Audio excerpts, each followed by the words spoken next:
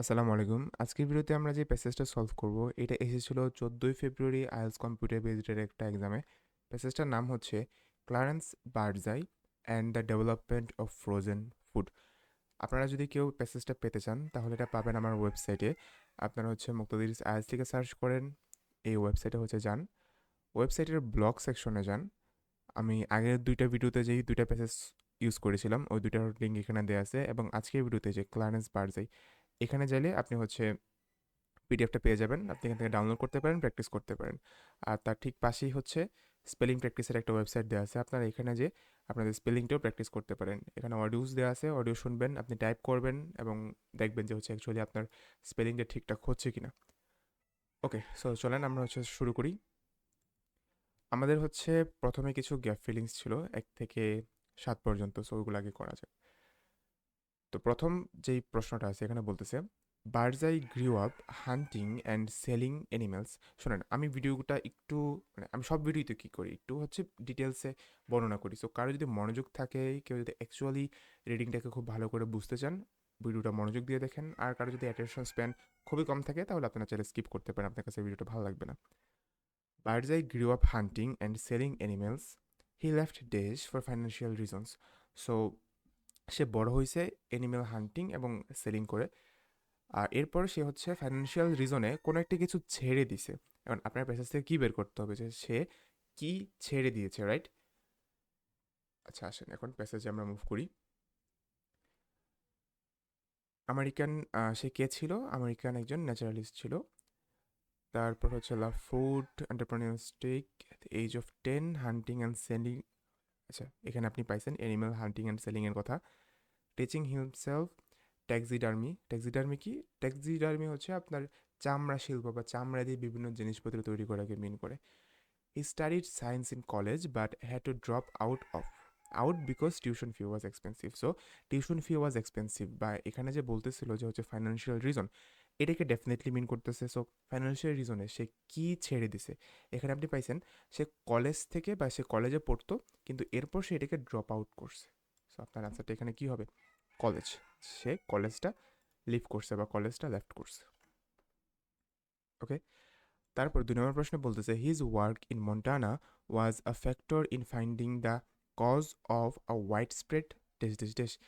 So সে হচ্ছে মন্টানাতে কোনো একটা কাজ করছে, যেটা কি করছে, কোনো একটা সুদূর প্রসারী, হোয়াইট স্প্রেড মানে কি অনেক বেশি ছড়ায় গেছে, এমন কোনো একটা কিছুর যে কজটা ছিল, যে রিজনটা, যেই কজ মানে কি রিজনটাই তো, যে রিজনটা ছিল ওইটাকে বের করতে সাহায্য করছে। সো সুদূর প্রসারী কোন জিনিসটার কজ বের করছে, এটা আপনার লাগবে। সো আসেন দেখি মন্টানা কথাটা কোথায় বলা আছে। এই যে এখানে মন্টানা বলা আছে, work in Montana as an assistant naturalist capturing small mammals to study the parasites that they often carried in their fur. Eventually, partly as a result of his research, তার রিসার্চের রেজাল্ট হিসেবে the source of a prevalent disease was isolated. Source, source যেই কথা আপনার কি, cause একই কথা, উৎপত্তি, রিজন। প্রিভ্যালেন্ট মানেই হচ্ছে কি সুদূর প্রসারী, প্রিভ্যালেন্ট হচ্ছে হোয়াইট স্প্রেডের একটা সিনোনিম, জিনিসটা মনে রাখেন, প্রিভ্যালেন্ট কি হোয়াইট স্প্রেডের একটা সিনোনিম।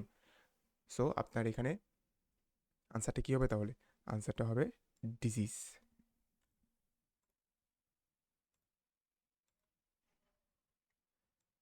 একটা ছোট্ট অ্যানাউন্সমেন্ট, 22 তারিখ থেকে কিন্তু হচ্ছে আমার একটা writing and speaking batch start হইতেছে।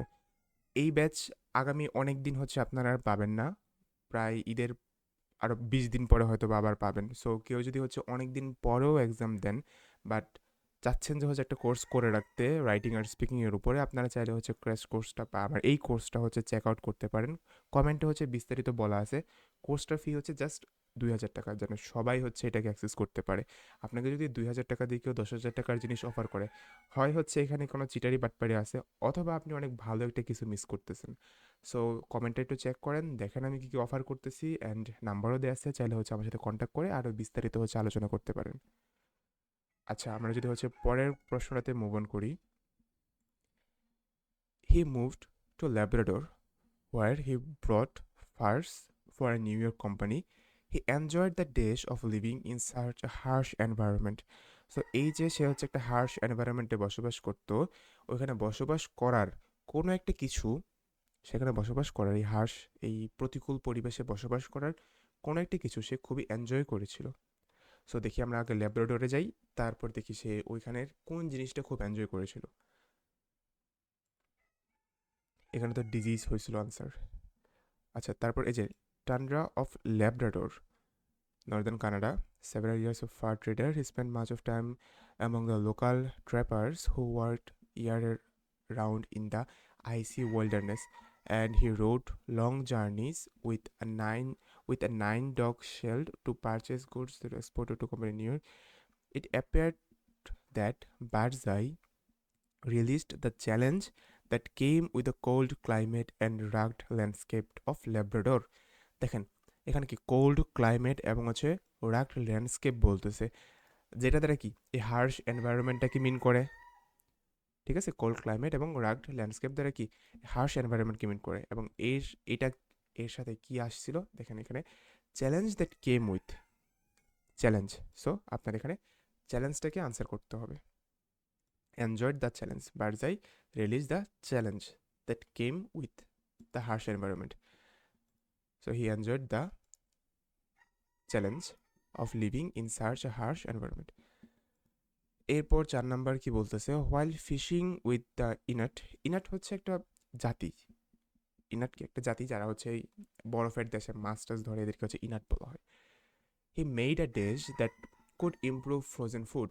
সো ফিশিং করতে করতে সে কিছু একটা করছে, হি মেড আ ডিশ যেটা ফ্রোজেন ফুডটাকে কি করবে, ইমপ্রুভ করবে। সো এখন আপনার দরকার কি, যে সে এই ফিশিং করতে করতে কোন জিনিসটা করেছিল, রাইট? সো চলেন আমরা হচ্ছে যে দেখি যে ইনাট কথাটা কোথায় আছে, এবং তারপর দেখি যে সে কী করছে। আচ্ছা, ল্যাব্রাডোর এখানে আছে। ল্যাব্রাডোর তো হচ্ছে, ল্যাব্রাডোর কোথায় ছিল আগে, একবার ছিল না? আচ্ছা যাই হোক, ল্যাব্রাডোর, আচ্ছা সে হচ্ছে Labrador left a great deal of desire climate winter either come for frozen then frozen. আচ্ছা ইনাট লাগবে, হ্যাঁ। ফিশ আদার দেন ফিশ বলছে, আইসিং সাম। আচ্ছা, so the naturalist took up ice fishing with some of the local Inuit people,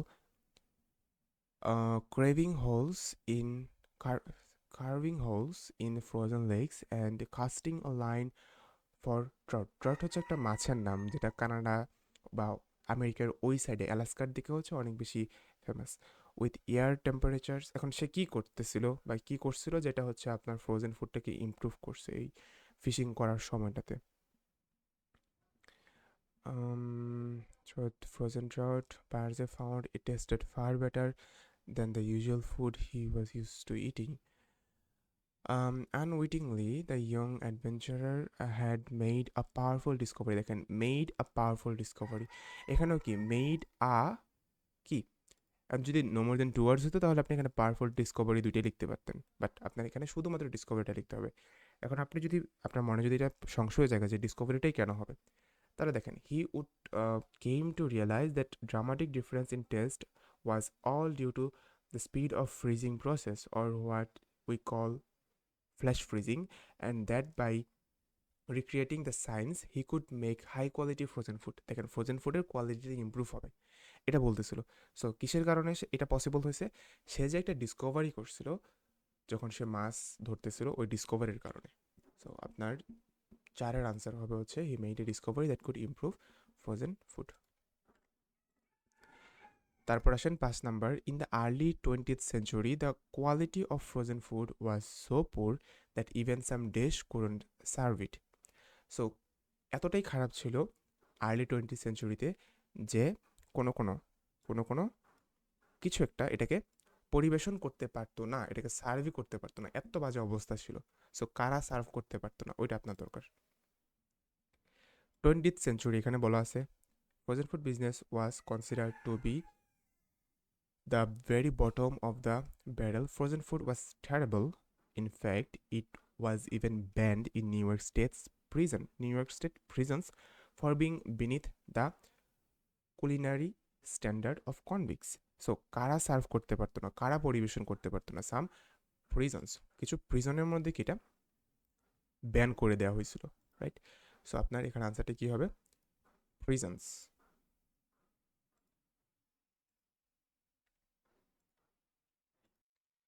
আচ্ছা, আমরা যদি হচ্ছে পরের প্রশ্নটা দেখি, 6 নাম্বার বলতেছে হচ্ছে Birdseye found that when food was flash frozen মানে আপনাকে একটু আগে বোঝাইছিল যে অনেক তাড়াতাড়ি হচ্ছে কোনো একটা জিনিসকে ফ্রিজ করে ফেলা, মানে আপনার একটা জিনিসকে যখন আপনি মেরে ফেলবেন বা কোনো একটা ফলকে যখন হচ্ছে আপনি গাছটা থেকে ছিঁড়ে ফেলবেন, ওটা সাথে সাথে হচ্ছে পচতে শুরু করে কিন্তু, তাই না?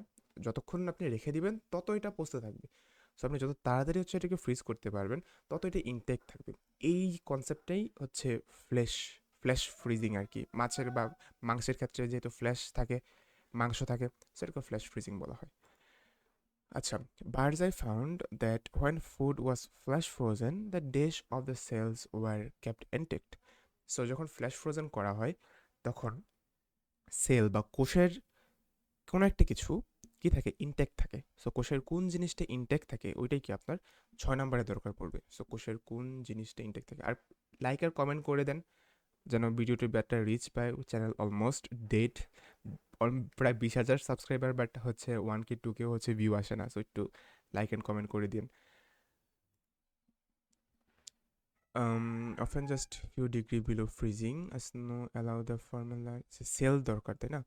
এখানে বলতেছে যে slow freeze allowed ice to form large crystals that broke the membranes surrounding and protecting each of the cell.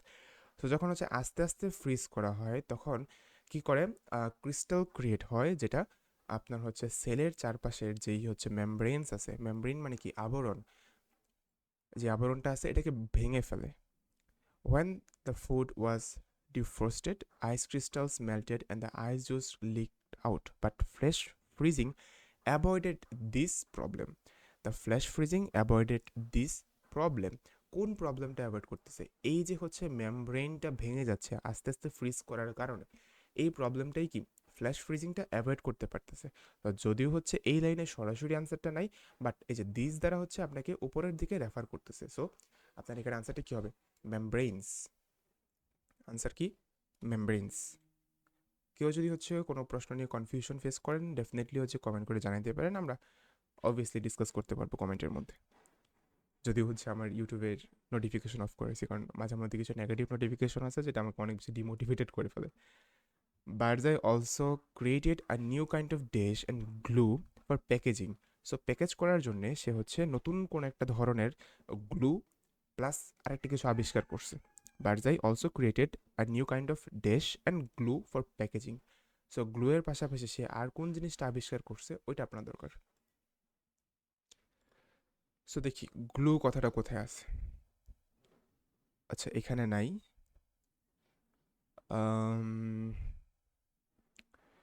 tightly packaged pioneer almost all process including inventing দেখেন, this included inventing a glue for the packaging boxes to withstand the changes in temperature as well as waterproof ink for the labels. So সেই দুইটা জিনিস invent করছে। একটা হচ্ছে glue, যেটা হচ্ছে এই যে টেম্পারেচার চেঞ্জ হইতেছে এটার সাথে মানিয়ে নিতে পারে, এবং একটা ওয়াটারপ্রুফ ইঙ্ক। সো আপনার এখানে আনসারটি কী হবে? গ্লু তো অলরেডি দেওয়া আছে, তার মানে আপনার আনসার হবে কি? Ink, right? আচ্ছা, তারপর আসেন আপনার ট্রু ফলস নট গিভেনে। The public today has a positive view of frozen foods. Frozen food নিয়ে বর্তমানে পাবলিকদের মধ্যে কি আছে? একটা পজিটিভ ধারণা আছে, বা ওরা এটাকে পজিটিভলি নিচ্ছে। সো চলেন দেখি অ্যাকচুয়ালি হচ্ছে পজিটিভলি নিচ্ছে কিনা। সো বর্তমানের কথাবার্তা লাগবে টুডে। দেখি বর্তমানের কথাবার্তা কোথায় আছে। ওয়াজ অতীতের কথা, 1940s অতীতের কথা, 1929 অতীতের কথা, ইন আওয়ার কারেন্ট এজ এই যে বর্তমানের কথা পাইছি, age of locally sourced food production, frozen food has fallen out of favor with the public. fallen out of favor with the public মানে মানুষ হচ্ছে এটাকে ফেভার করে না, মানুষ এটাকে ফেভার করে না। আর আপনি এখানে পাইতেছেন যে কি পজিটিভলি নেই, বাট আপনি ওখানে পাইছেন যে না এটাকে ফেভার করে না বা এটাকে ইউজ করে না। বা এটাকে পছন্দ করে না, একই কথা। তার মানে আপনার ওই প্যাসেজ অনুসারে আপনার এটার কি হবে আনসার, একটা এটার সাথে কন্ট্রাডিক্ট করতেছে, এখানে বলতেছে এক কথা, ওখানে বলতেছে আরেক কথা। সো যেহেতু কন্ট্রাডিক্ট করতেছে তাহলে আমাদের আনসার হবে false. In most North Atlantic fish are caught during the summer. So অধিকাংশ নর্থ আটলান্টিক ফিশ কখন ধরা হয়? During the summer. সো আমাদের মেইন কাজ কি, আসলেই সামারে বা ওই সময়টাতেই নর্থ আটলান্টিক ম্যাক্সিমাম ফিশ ধরা হয় কিনা। নর্থ আটলান্টিক, এই যে এখানেই আছে north Atlantic, it extended distribution across the entire country so that fish caught in North Atlantic could be eaten in distant cities like Denver or Dallas. So এই fresh ফ্রিজিংয়ের কারণে যেই মাছটা নর্থ আটলান্টিকে ধরা হয় ওইটা অন্যান্য জায়গাতেও কি মানুষ কনজিউম করতে পারে, ঠিক আছে। And produce harvested in summer, সামারে যে হচ্ছে আপনার ফল ফলাদি বলেন বা সবজি বলেন এগুলো যে হচ্ছে চাষ করা হয় could be consumed months later, অন্যান্য মাসেও কি এটাকে কনজিউম করা যায়, কিন্তু কোথাও এরকম বলে নাই যে নর্থ আটলান্টিকের ম্যাক্সিমাম ফিশ সামারে ধরা হয়। সো যেহেতু এমন কিছু বলে নাই প্যাসেজে, তার মানে আমাদের এটা হবে নট গিভেন।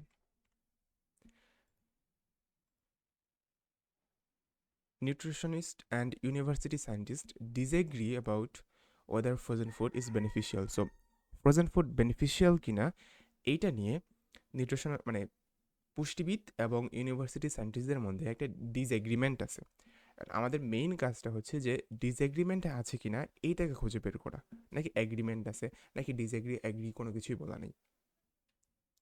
আমার প্লেলিস্টগুলো কিন্তু আপনারা চেক করতে পারেন, ইউটিউবের প্লেলিস্ট সেকশনে যান আমার চ্যানেলের, আপনার ওখানে হচ্ছে প্রত্যেকটা কোশ্চেন টাইপ ওয়াইজ অনেকগুলো ভিডিও পেয়ে যাবেন, ওই কোশ্চেন টাইপ ওয়াইজ হচ্ছে পড়াশোনা করেন।